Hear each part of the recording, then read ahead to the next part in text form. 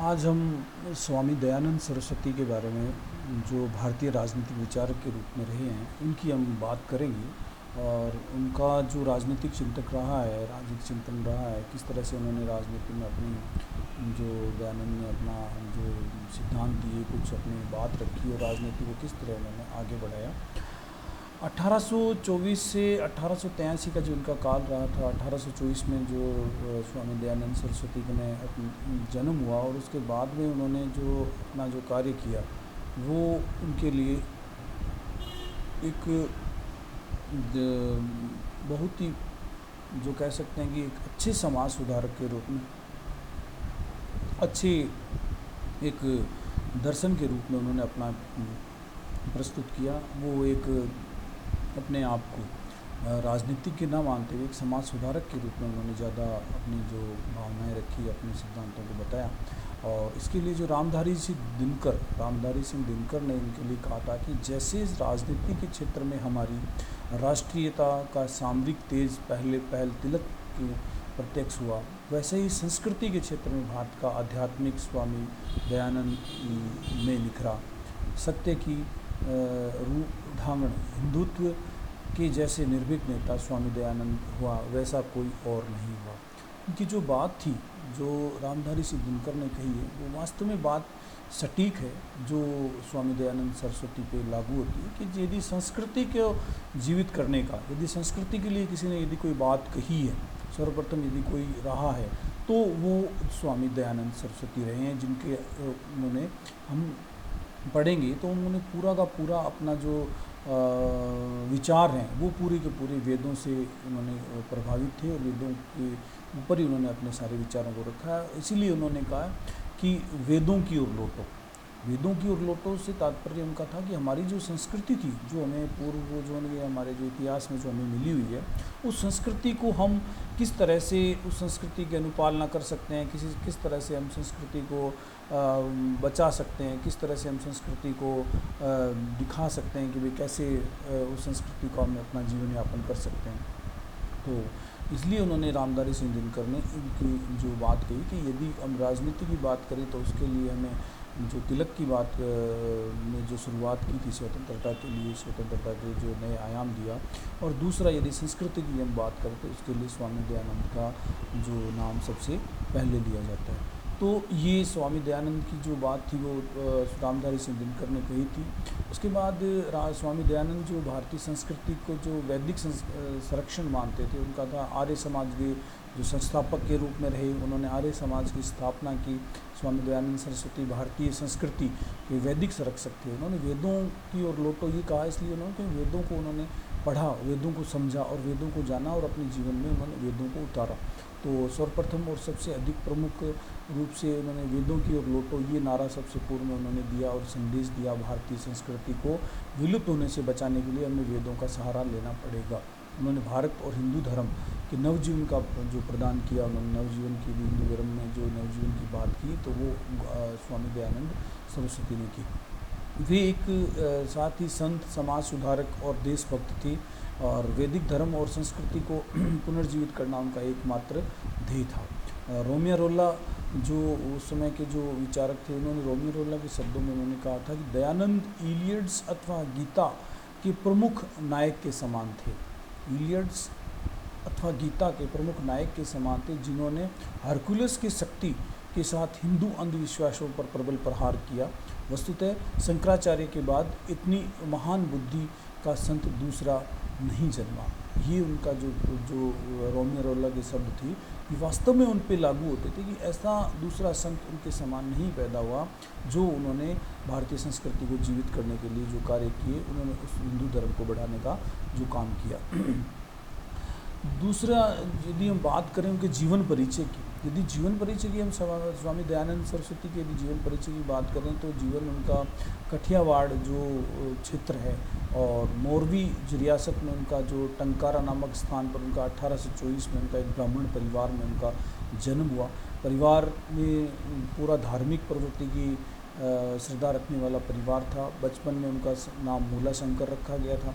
14 वर्ष की आयु में उन्होंने जब भगवान शिव की जब शिवरात्रि के दिन उनके जो व्रत रखा और शिव की जो पूजा चल रही थी, तो रात को उन्होंने देखा कि शिवलिंग के ऊपर एक चूहा और शिव की मूर्ति के ऊपर एक चूहा घूम रहा है।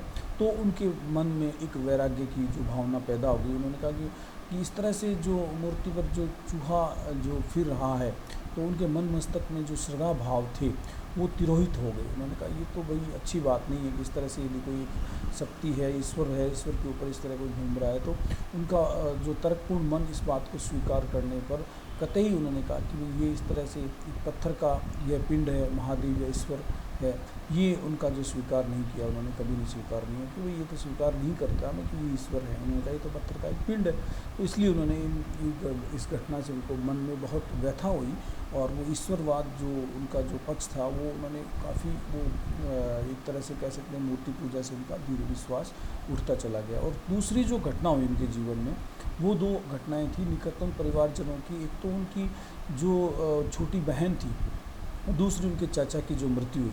वो सांसारिक जीवन से मुक्त होने के लिए प्रेरित किया उन्होंने कि भाई यदि आदमी इसमें शाश्वत है ही नहीं, कि उसको तो एक दिन जाना है, तो इसलिए उन्होंने कहा कि क्यों न हम अपना जीवन अपने जो देश के राष्ट्र के लिए, अपने स्वयं के उत्थान के लिए, मोक्ष के लिए या आगे बढ़ने के लिए हम, तो उन्होंने 21 वर्ष की उम्र में घर त्याग दिया और वो संन्यास की ओर निकल पड़े। 1860 में जब वो घर से निकल गए थे तो मथुरा में गुरु विरजानंद से मिले। और विरजानंद जिन्होंने उनका जो नाम नया नाम रखा वो स्वामी दयानंद नाम उन्हें दिया गया। और 1863 में धर्मोपदेश के जो विदा उनके धर्मोपदेश के लिए उन्होंने विदा किया कि भाई आप घूमो और धर्म का उपदेश प्रचार प्रसार करो। तो इसके लिए उन्होंने गुरु के संदेश को लेकर देश का जो उपकार करो, और उन्होंने कहा कि शास्त्रों का उद्धार करो। मतलब शास्त्र जो अपने हैं, जिन शास्त्रों के बल पर हमारी संस्कृति बनी है, उन शास्त्रों का लोगों को ज्ञान बताओ, उनको उद्धार करो, लोगों को बताओ कि किस तरह से हमारा देश की जो संस्कृति है इन पर निर्भर है। मत मतांतरों, अविद्या को मिटाओ और वैदिक धर्म को फैलाओ। ज़्यादा से ज़्यादा उन्होंने कहा कि जो वैदिक धर्म है उसको फैलाओ, अविद्या का जो प्रसार हो रहा है उसे रोको, और जो अविद्या फैल रही है उसे मिटाओ। तो ये इस तरह की जो उनके गुरु ने उन्हें जो शिक्षा दी, और उसको शिक्षा को लेकर वो वेदों को फैलाने के लिए देश की यात्रा पर निकल पड़े। वेदों को धर्म का मूलाधार सिद्ध किया और मूर्ति पूजा का उन्होंने विरोध किया। उनका मूर्ति पूजा का मैं विरोध करता हूँ। सनातनी पंडितों और धर्मगुरुओं को शास्त्रार्थ में भाग लेना पड़ा, ऐसे अवसरों पर उन्होंने जीत हुई। उन्होंने हमेशा शास्त्रार्थ किए, तो अपने जो पंडितों से, जो विद्वानों से जो शास्त्रों का ज्ञान करते हैं उनके साथ उन्होंने शास्त्रार्थ किया और कई बार उन्हें विजय प्राप्त हुई। धर्म प्रचार और यात्रा क्रम में 10 अप्रैल 1875 के दिन उन्होंने बम्बई में आर्य समाज की स्थापना की घोषणा की। इसके लगभग 2 वर्ष के बाद में उन्होंने लाहौर में आर्य समाज की स्थापना की और एक विधान बनाया। देश के विभिन्न भागों में आर्य समाज की संस्थाएं जो खोली गई, और उसके बाद में उन्होंने 17 मई 1883 को जब वे धर्म प्रचार के लिए जोधपुर पहुँचे, और जोधपुर के राजा जो जसवंत सिंह थे उनकी प्रजा के लिए उन्होंने कहा कि भाई प्रजा के हित में आप सोचें, प्रजा के लिए कार्य करें, आप राजा हैं, और ऐसी शिक्षा दी। तो ऐसा जो उन्हें जो आध्यात्मिक शिक्षा या इस तरह से प्रजा के लिए उन्होंने जो उनके जो सोए हुए जो नियम थे या जो कर्तव्य थे प्रजा के प्रति, वो उन्हें बताया कि आप इस तरह से करें। तो उनके जो रखेल या जो हम कह सकते हैं जो उनकी वेश्या थी, वो नानी बाई, उसने वो प्रेम में इतने ज़्यादा विलुप्त थे कि वो सब चीज़ें वो भूल गए, प्रजा को भूल गए, अपने राज्य को भूल गए, और प्रेम में लिप्त नरेश को जो देखकर वो बहुत दुखी हुए। तो उन्होंने ये सारा ज्ञान उनको दिया। जब ऐसा लगा उसको, जो उनकी जो रखेल थी उसे लगा कि ये तो भाई राजा को भड़का रहे हैं और मेरे खिलाफ ना कर दें, तो इसलिए उन्होंने उस जो वेश्या थी उसने षड्यंत्रपूर्वक स्वामी जी को रात को दूध में जहर मिला दिया, विष मिला दिया, और 30 अक्टूबर 1883 को उनकी मृत्यु हो गई। तो ये स्वामी जी का जो समय रहा, उनके जीवन काल का समय रहा। उन्होंने 2 मुख्य रचनाओं, जो उनकी पुस्तक रचनाएं जो आज भी विश्व प्रसिद्ध हैं, पहली उन्होंने सत्यार्थ प्रकाश लिखा और दूसरी ऋग्वेदा विभाषिका लिखा। तो ये जो मुख्य जो 2 किताबें थी, उनका पूरा का पूरा दर्शन और पूरा का पूरा जो कार्य था वो इन ग्रंथों पर निर्भर था। जो दयानंद सरस्वती ने जो चिंतन के जो मूल स्रोत वेद थे, उनके बारे में स्वामी दयानंद ने वेदवाद संदेशवाहक थे और उन्होंने इस विचार का प्रतिपादन किया कि वेदों की संहिताएं वह ज्ञान है जो सृष्टि के आदि मनुष्यों को ईश्वर से प्राप्त होता है। उन्होंने कहा कि वेदों को लिखने के पीछे जो उद्देश्य था वो ईश्वर की वाणी थी। उन्होंने कहा वेदों में जो लिखी गई बात है वो ईश्वर के द्वारा कही गई बात है, और उन वेदों को हम अपनी संस्कृति से यदि जोड़ते हैं और उनको यदि पालना करते हैं तो हम अपने आप ही हम वैदिक संस्कृति का उत्थान करते हैं। तो इसलिए उन्होंने कहा कि भाई इनको हमें पालन करना हमें अत्यंत आवश्यक है। स्वामी जी ने के बारे में मैक्स मुलर ने अनुसार वेद हमारे लिए मनुष्य की बुद्धि के सबसे प्राचीन परिच्छेद को दिखाने वाले हैं। तो उन्होंने कहा कि वेद हमारे लिए मनुष्य की जो बुद्धि है सबसे प्राचीन परिच्छेद को दिखाने वाले हैं। वेदों को जानने के लिए हमें मनुष्य को हम जान सकते हैं। वेदों को यदि देखते हैं तो स्वामी दयानंद जी का भी यही मत था कि स्वामी दयानंद का निश्चय मत माना था कि नैतिक जीवन में जीने के लिए यदि हम वेदों का मार्ग ग्रहण कर लें तब निश्चित ही संपूर्ण मानवता का कल्याण हो सकता है। वेद आदि और उद्गम है। वस्तुतः वैदिक संहिताएं के युग में लेकर आज तक विश्व में वेद का दयानंद से बड़ा कोई समर्थक उत्पन्न नहीं हुआ। ये बात जैसा कि मैंने पूर्व में भी कही कि वेदों को जानने के लिए वैदिक जो मान्यता है उसे और मानव कल्याण के लिए जो यदि बात की है तो वो इनसे बड़ा कोई भी दूसरा समर्थक नहीं रहा है वेदों का। तो इसलिए इनको ने वेदों की ओर लौटो, ये उनके जो उद्घोष था उन्होंने कहा, तो ये उनका वेदों के प्रति जो आस्था और अडूग विश्वास था। दयानंद के चिंतन में जो भारतीय राष्ट्रवाद, यदि भारतीय राष्ट्रवाद की दयानंद से बात की जाती है तो वो सबसे पहले वो कहते हैं हिंदुत्व के पुनरुत्थान का आक्रामक समर्थक थे। वो कभी भी उन्होंने भारतीय संस्कृति की यदि बात की तो वो हिंदुत्व को पुनरुत्थान के लिए उन्होंने कहा कि हमें सबसे पहले जो बात करनी है वो बात पुनरुत्थान, हिंदू धर्म के पुनरुत्थान की बात करनी है। दूसरी उन्होंने कहा विवेक शून्य अंधविश्वासों और परंपराओं के विरुद्ध संघर्ष करना है। उन्होंने कहा कि भाई यदि आपको इन संघर्षों को मिटाना है, यदि जो संघर्ष आज हो रहे हैं तो इनके पीछे का जो कारण है कि वो है हमारे अंधविश्वास। तो अंधविश्वासों को मिटाना पड़ेगा, तभी समाज में ये जो संघर्ष है वो भी समाप्त होगा परंपरा। तीसरा उन्होंने कहा कि व्यक्तिक और सामाजिक चरित्र का निर्माण करना है। तो ये एक व्यक्ति का जब चरित्र का निर्माण होगा, जब वह अच्छे से जब सोच पाएगा, कर पाएगा, तभी वह दूसरी जो अपने चरित्र के निर्माण की बात कर सकता है, राज्य के निर्माण की बात कर सकता है। तो ये व्यक्ति का चरित्र सबसे मुख्य माना गया है। उसमें निर्भीकता और कर्तव्य पालन का संदेश दिया। उन्होंने कहा सबसे पहले निर्भीक होकर, निडर होकर आपको कर्तव्य की पालना करनी है, तभी आप समाज के विकास की बात कर सकते हैं, राष्ट्रवाद की बात कर सकते हैं। उन्होंने कहा देश की स्वतंत्रता के प्रति तीव्र अनुराग था उनका। उन्होंने सबसे पहले यदि कोई बात करी, उन्होंने जो तो कहा कि राष्ट्रवाद को यदि हमें बढ़ाना है, राष्ट्रवाद की यदि हमें बात करनी तो उसके लिए हमें स्वतंत्र होना बहुत ज़रूरी है, स्वतंत्रता हमें मिलनी बहुत ज़रूरी है। तो ये उनकी जो बात थी मुख्य रूप से उन्होंने कहा।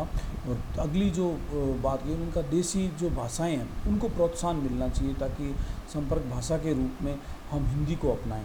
उनका था कि हम देसी भाषाएं को प्रोत्साहन मिले, लेकिन जो हमारे संपर्क जो भाषा है वो हिंदी के रूप में रहे, तो हम अपने आचार विचार आदान प्रदान करने में जो हमारी भाषा है वो हमारे लिए अत्यंत सहायक होती है। राष्ट्रवाद इससे बहुत ज़्यादा संगठित होता है।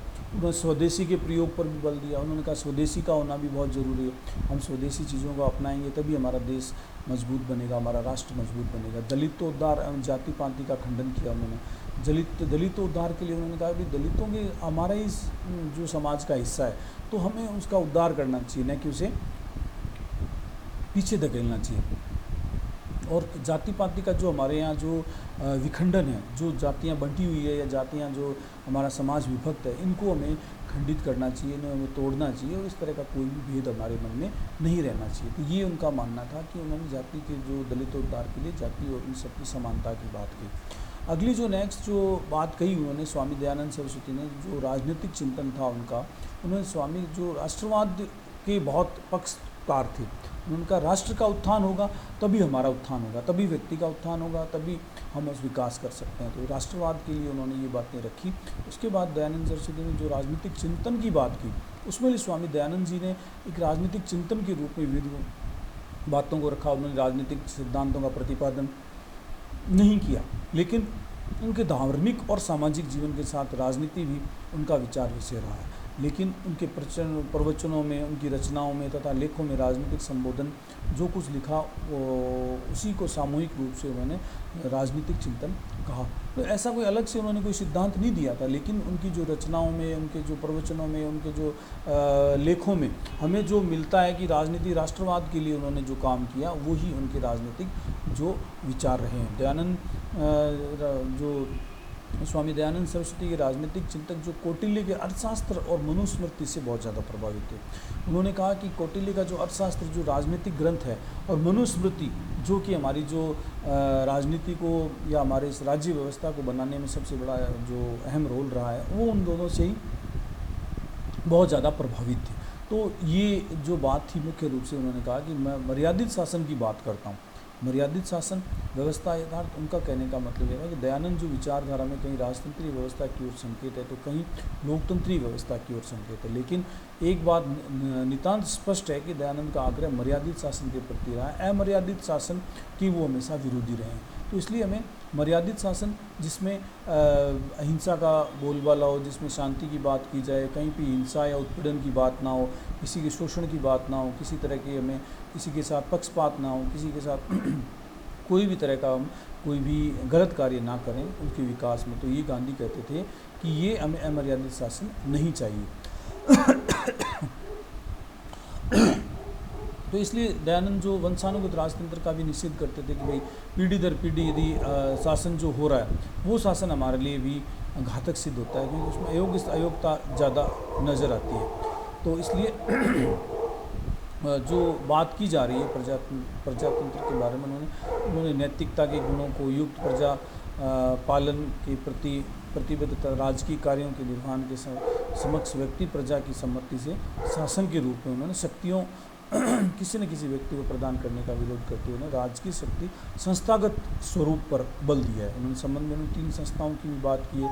उन्होंने विधानसभा, राज्यसभा और धर्मसभा, ये 3 तरह की उन्होंने सभाओं की भी बात की। उन्होंने कहा कि भाई ये सभाएं होगी तभी समस्त जो शक्तियाँ हैं वो एक जगह केंद्रित नहीं होगी और सभी को समान रूप से अलग अलग जो विकेंद्रित होगी तो वो अपने आप अच्छे से काम करेगी। तो ये जो दयानंद सरस्वती ने जो शक्तियों के बारे में जो बात कहा कि वे राजकीय शक्ति है जो अलग अलग रूपों में स्वरूप में उन्होंने बल दिया है कि किस तरह से वो काम करती है।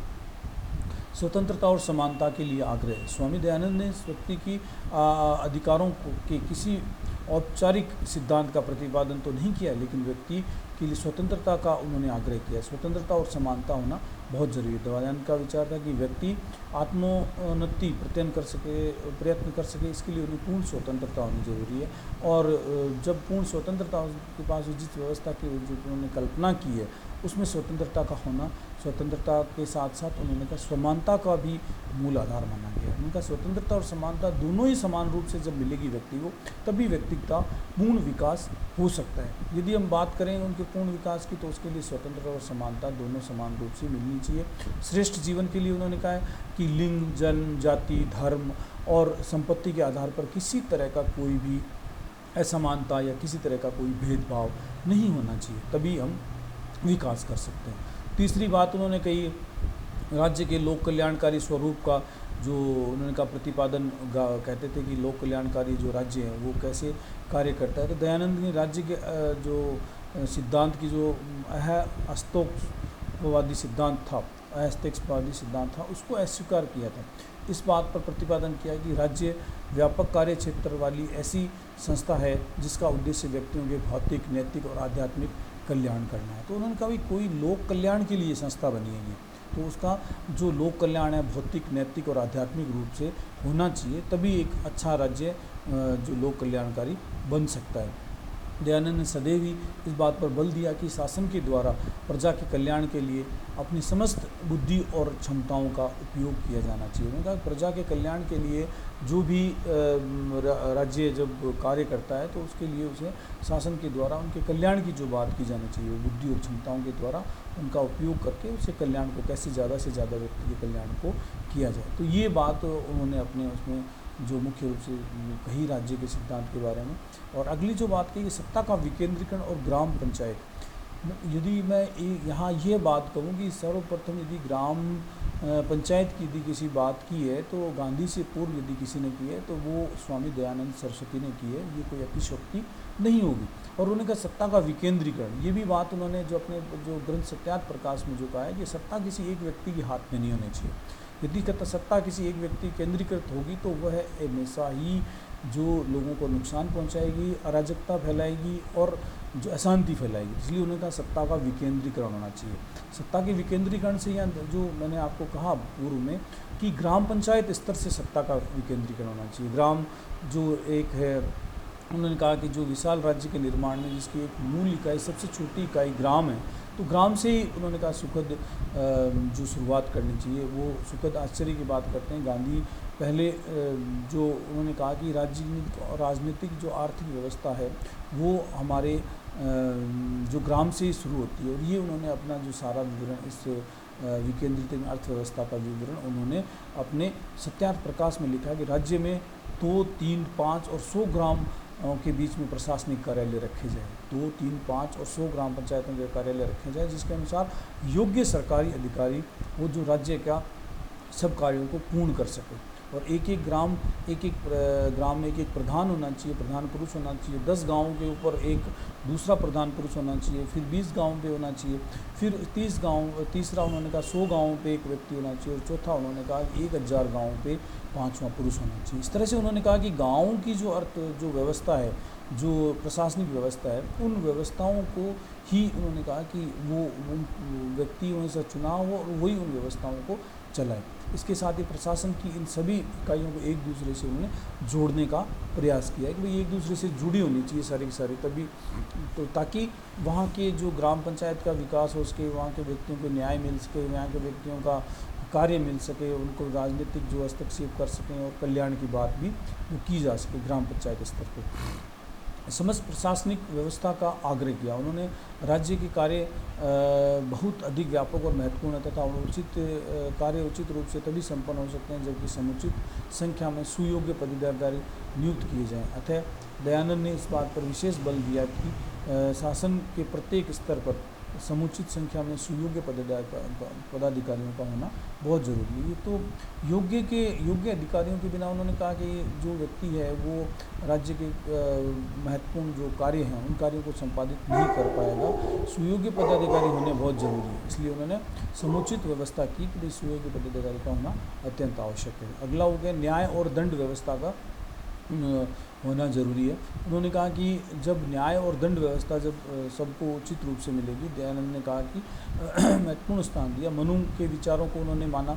मनु के विचारों को अपनाते हुए दयानंद ने अपेक्षा की कि न्यायिक शक्ति का उपयोग धर्म के अनुकूल पक्षपात रहित होना चाहिए। जो धर्म की जो उन्होंने बात की, पक्षपात रहित होना चाहिए और न्याय शक्ति प्रयोग सुयोग्य विद्वानों द्वारा गठित धर्म सभा द्वारा किया जाना चाहिए। दयानंद के अनुसार धर्म सभा सर्वोच्च न्यायिक निकाय तथा उन्होंने अपेक्षा की है कि अपने द्वारा किए गए आदेशों को अंतिम अनुलंघनीय समझा जाना चाहिए। उनका न्याय में जो दंड व्यवस्था की जो बात की है, दंड व्यवस्था में पूर्ण रूप से दंड को जो अनुपालना करना, दंड को मनाना, ये एक न्याय, एक अच्छे राज्य के जो गुण बताए हैं। उन्होंने कहा जब धर्म की अनुपालना होगी, पक्षपात नहीं होगा, तो वहाँ जहाँ दंड और न्याय की व्यवस्था अच्छी होगी तो वो एक अच्छा संगठित राज्य बन पाएगा। दयानंद ने कर व्यवस्था के बारे में भी कहा है कि कर मनुस्मृति के जो विचारों के अनुसार कि कर भी एक निश्चित सीमा तक होना चाहिए। ऐसा नहीं है कर की बहुत ज़्यादा बहुलता होनी चाहिए जिससे कि व्यक्ति का विकास अवरुद्ध हो। दयानंद का विचार था कि कर लगाने के प्रसंग में शासन के द्वारा प्रजा के हितों को सर्वोच्च महत्व दिया जाना चाहिए तथा प्रजा को अधिक मात्रा में अनावश्यक कर भी नहीं देना चाहिए। कर का बोझ के तले उसे नहीं दबाना चाहिए जिससे कि उसका विकास अवरुद्ध हो, उसका आर्थिक नुकसान पहुँचे। जितना आटे में नमक मिलाया जा सके उसी तरह उसका आभास, नमक का आभास नहीं होता, उसी तरह कर का भी उन्होंने कहा कि कर को भी व्यक्ति का कहीं बोझ ना बने। इसलिए उन्होंने कहा कि ये इस अपने आप में इस व्यवस्था को वो मानने वाला होना चाहिए कि वो कर भी उसी अनुपात में लगना चाहिए।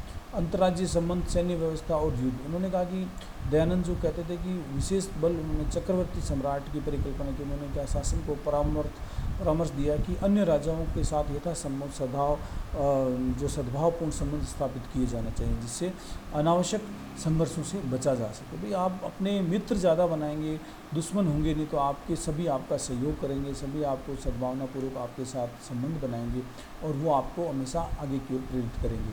लेकिन उसके बावजूद भी राज्य की जो सुरक्षा के संकट के लिए आपको सैन्य, जो राज्य की सुरक्षा की समुचित व्यवस्था होनी चाहिए, जिसमें जो क्षेत्र में उनके लिए उन्होंने कहा कि सेना का भी होना अत्यंत आवश्यक है। और दूसरा उन्होंने कहा कि जो दृष्टिकोण अपनाते हुए निर्देश दिए कि जो षड्गुण नीति है, जो उपायों में जो उन्होंने कहा कि इनका विवेकपूर्ण पालन होना चाहिए। विवेकपूर्ण पालन से यहाँ तात्पर्य है कि अंतर्राज्यीय जो हमारे संबंध है वो हमें दूसरों के साथ अच्छे होंगे तो हमारी जो नीतियाँ हैं वो भी उनके प्रति अच्छी रहेगी। और जो सैन्य संगठित है, जो सैन्य शक्ति है, उनका भी उन्होंने समर्थन किया। उन्होंने कहा कि बाहरी यदि कोई दूसरा शत्रु आप पे आक्रमण करता है या दूसरे लोग आपका राज्य का विरोध करते हैं तो उसके लिए आपके पास में प्रतिकार कोई करता है तो उसके लिए आपकी सेना का होना अत्यंत जरूरी है। और स्पष्ट विचार उन्होंने कहा कि आक्रामक युद्ध का मार्ग नहीं अपनाना चाहिए। फिर जहाँ तक हो सके आप अपनी समस्या को निपटाने में, समस्या को सुलझाने में आप युद्ध के मार्ग तक ना जाएं, उससे पूर्व ही आप बैठकर मिलकर उस बात को समझौता करें, उस बात को समझाएं। तो ये कहीं ना कहीं जो राज्य की बात की गई है, राज्य ने उन्होंने कहा है कि ये चीज़ें होनी चाहिए। उसमें अगला उन्होंने कहा है कि सार्वभौमिक मानवतावाद या अंतर्राष्ट्रीयवाद के भी जनक थे। उन्होंने कहा स्वामी दयानंद सरस्वती हिंदू परंपरा के प्रतीक थे, उन्होंने भारतीय राष्ट्रवाद के पुजारी थे, लेकिन इसके साथ ही उन्होंने हृदय के से संपूर्ण विश्व के लिए सद्भाव की भी वो दृष्टि रखते थे। वे हमेशा सार्वभौमिक मानवतावाद की बात करते थे, वो सार्वभौमिक मानवतावाद के पुजारी थे। इसलिए उन्होंने इस्लाम और ईसाई दोनों ही धर्मों का उन्होंने खंडन नहीं किया, मतों का खंडन किया था, लेकिन इसके कार्य में न किसी प्रकार का संकुचित दृष्टिकोण था और न कोई उनका द्वेष भाव था। वो किसी तरह की वो ये नहीं कहते थे कि भाई ये दोनों धर्म गलत है या इन दोनों को अपनाने से आपको नुकसान है या इस तरह की वो उनके प्रति उनके मन में कटाक्ष की भावना नहीं थी। उन्होंने इस्लाम और ईसाई मत पर आक्रमण तत्कालीन परिस्थितियों को देखते हुए किया कि यदि वो जैसा वो धर्म खराब नहीं है, लेकिन उस समय की जो परिस्थितियाँ थी, उनके जो अनुयायी थे या उनको जो चलाने वाले थे, जिनके द्वारा जो कार्य किया जा रहा था वो कहीं न कहीं हमारी हिंदू सभ्यता को नुकसान पहुंचा रहा था। इसलिए उन्होंने जो उनके मत जो तत्कालीन परिस्थितियाँ थी उन पर उन्होंने आक्रमण किया। स्वामी दयानंद सरस्वती के जो धार्मिक विचार थे, दो एकेश्वरवाद को में विश्वास करते थे। वो केवल कहते थे एक ईश्वर है, उसके अलावा कोई नहीं है। दूसरी मूर्ति पूजा का वो विरोध करते थे। उन्होंने कहा भी मूर्ति में कहीं ईश्वर मुझे नहीं नज़र आ रहा है। इस्लाम और ईसाई धर्म के प्रति उनका दृष्टिकोण था वो आक्रामक इसलिए था क्योंकि वो दोनों धर्म परिवर्तन और दूसरे धर्मों को नष्ट करने के लिए लगे हुए थे, इसलिए उन्होंने कहा कि मैं इनका विरोध करता हूँ। तीसरा उन्होंने कहा कि जो अगली बात थी शुद्धि आंदोलन, एक उन्होंने आंदोलन चलाया जिसका नाम रखा शुद्धि आंदोलन। शुद्धि आंदोलन से यहाँ जो तात्पर्य था वो जो कहना चाहते थे कि जो हिंदू जो थे वो यदि इस्लाम में चले गए हैं, इस्लाम धर्म में उन्होंने अपना लिया है, तो वो वापस हिंदू धर्म में आ सकते हैं और इसके अलावा भी अन्य धर्मों के लोग भी हिंदू धर्म को अपना सकते हैं। ये उनका एक शुद्धि आंदोलन था कि भाई हिंदू धर्म में सबके लिए द्वार खुले हैं, सब आ सकते हैं, ये उनका मानना था शुद्धि आंदोलन के द्वारा। दूसरा उनके जो सामाजिक विचार थे वो सामाजिक विचारों को मानते थे। उन्होंने कहा कि व्यक्ति और समाज एक दूसरे के पूरक हैं। उनका व्यक्ति और समाज की जब बात की जाती है तो एक दूसरे के वो पूरक रहते हैं, व्यक्ति अलग है और समाज अलग है, और उन दोनों को यदि एक दूसरे के पूरक होने से व्यक्ति के विकास में जो कहीं बाधाएं आ रही है वो समाज के कारण आ रही है, और उन्होंने कहा कि समाज सुधार की बात होगी तो व्यक्ति का भी विकास होगा। दूसरी उन्होंने जो बात की है गुण पर आधारित वर्ण जाति व्यवस्था का समर्थन किया। उन्होंने कहा कि वही जाति व्यवस्था है तो उसमें गुण होने चाहिए, अवगुण नहीं होने चाहिए, तो एक अच्छी जाति का निर्माण हो सकता है, और गुण आधारित जो जाति है वो हमेशा विकास की ओर बढ़ती है। उन्होंने आश्रम सिद्धांतों का समर्थन किया। उन्होंने कहा कि भाई जीवन में यदि आपको कल्याण या मोक्ष की यदि बात करनी है तो आपको अपना जीवन आश्रम व्यवस्था के हिसाब से करना होगा। आपको आश्रम में संन्यास आश्रम में जाना होगा। आपको जो 4 आश्रम जो हमारे बताए गए उन आश्रमों का पालन करते हुए आप संन्यास आश्रम से मोक्ष की ओर जा सकते हैं।